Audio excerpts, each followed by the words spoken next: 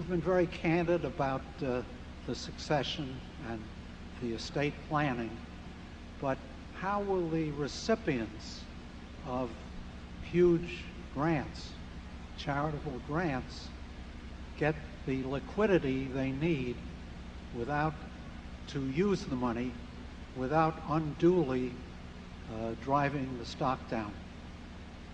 Well, I don't think that supply and demand in terms of specific, let's just say that 3% of Berkshire were to be added to the supply annually. I don't think that makes much difference. What really makes the difference is the prospects of the business.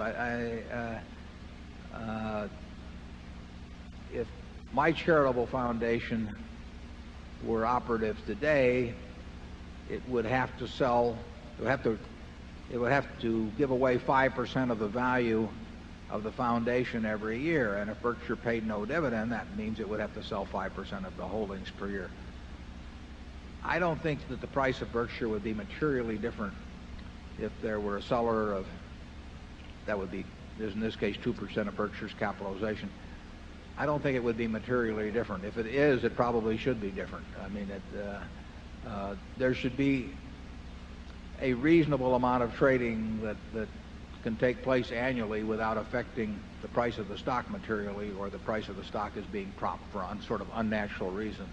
So I wouldn't really worry about that. We had one shareholder die about a year and a half ago that had 0.75% of the company, for example. It was sold in, I don't know, 6 weeks or thereabouts, and they raised at that time $250 million or thereabouts from the sale.